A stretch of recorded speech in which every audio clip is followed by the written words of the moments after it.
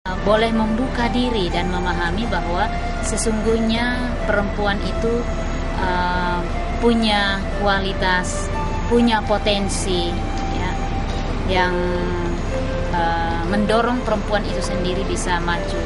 Diharapkan perempuan itu tegar dan saling menopang, sehingga dengan saling menopang antara perempuan, maka itu akan membawa sebuah nampak yang positif kepada kaum laki-laki bahwa bagaimana perempuan itu benar-benar memperjuangkan hak mereka. Pandangan yang dari Rasul Paulus sebelum dia menulis surat-surat Galatia, salah satu surat Galatia, maka orang lebih melihat yang ini, yang surat di Korintus tadi, bahwa laki-laki di atas perempuan tidak boleh bicara di depan umum, seperti itu. Setelah itu memang Paulus sudah mengubah lagi, seperti kalau kita baca di surat Galatia. Gereja harus melihat pada pewartaan Injil dalam memetakan Maria sebagai ibu Yesus. Ya. Selama sekian abad, patriarki Yahudi menganggap Hawa telah bersalah. Hawa yang menjadi sumber dosa, sehingga Adam membuat dosa.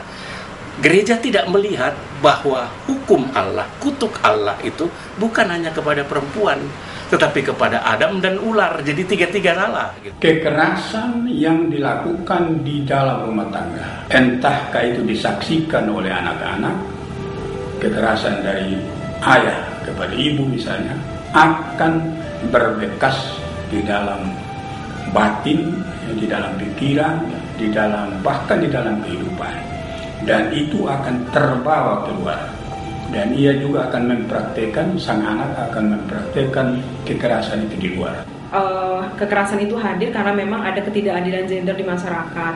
Nah, itu akarnya, tapi faktor pemicunya juga macam-macam ya. Ada karena ekonomi ya, soal kemiskinan, pengangguran ya. Juga masalah budaya yang dominan ya di masyarakat kita ya, pada kepala rumah tangga misalnya, yang akhirnya mudah melakukan kekerasan, budaya kekerasan itu sendiri. Masalahnya adalah pada pemahaman tentang human rights. Misalnya human rights kepada perempuan, hak reproduksi perempuan, dia berhak menolak hubungan seks dengan suaminya sekalipun. Para laki-laki yang tidak menyadari, dia akan menggunakan apakah ajaran agama, atau tradisi dan lain sebagainya untuk memaksakan bahwa si perempuan ini harus melayani, ya, harus melayani. Nah, di situ terjadi kekerasan. Dia bukan ditempeleng, tetapi dia harus melayani kebutuhan laki-laki tanpa kemauan dia. Itu kekerasan di dalam rumah tangga. Yang melihat kenyataan yang masih sangat memprihatinkan ya, tentu saya sangat berharap bahwa siapapun juga, tidak hanya perempuan yang dikasih informasi tentang hak-hak dia, tetapi juga si laki-laki harus diberi informasi yang benar ya, yang bisa dipahami bahwa perempuan dan laki-laki mempunyai kesetaraan. Saya kira hal-hal seperti ini harus membuka mata kita, termasuk gereja-gereja, untuk memberi penyadaran. Tentu pertama-tama dari dalam jemaat kita sendiri, ya, supaya kekerasan-kekerasan seperti itu dihentikan.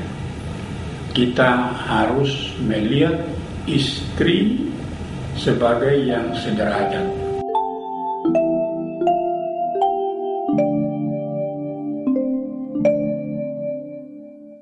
Sebenarnya gereja berperan untuk menyadarkan umat bahwa nilai sebuah pernikahan Kristen itu adalah bagaimana laki-laki dan perempuan menyadari bahwa mereka itu setara, bahwa mereka itu sejajar di dalam memperjuangkan kehidupan. Nah, kalau ini sudah dipahami, maka kekerasan itu tidak bisa terjadi. Kekerasan itu bisa dihilangkan. Stop kekerasan.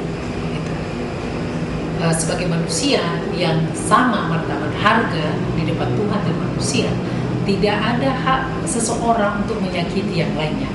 apapun jenis kelaminnya. Lalu yang kedua, bagi aparat hukum harus sesegera mungkin menangani kasus-kasus dialami oleh khususnya perempuan dan anak korban kekerasan. Jadi jangan disimpan kasus itu. Kalau perlu sampai di pengadilan-pengadilan. Tentu negara punya kewajiban konstitusional agar anak-anak ini punya ruang yang betul-betul bebas dari ancaman kekerasan itu. Itu peranan negara.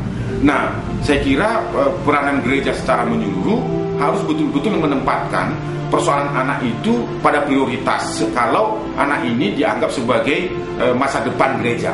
Kalau kita tidak betul-betul membina, tidak memberikan akses yang luas, tidak betul-betul diimplementasikan dia sebagai warga negara, tidak dibimbing, tidak ditumbuhkan perkembangan psikologisnya, maka itu lambat laun generasi penerus gereja kita akan punah gitu.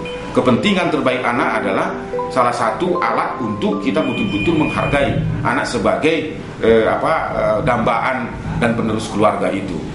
Berilah pertanyaan 2 setiap hari. Apa yang menyenangkan hari ini dan apa yang tidak menyenangkan pada hari ini. Itu sebagai kontrol, sebagai upaya-upaya preventif agar anak-anak itu bisa menceritakan apa yang sedang terjadi dalam dirinya. Sikap Kristen sejati adalah sikap yang sangat menghormati istrinya, tetapi juga yang menghormati perempuan pada umumnya.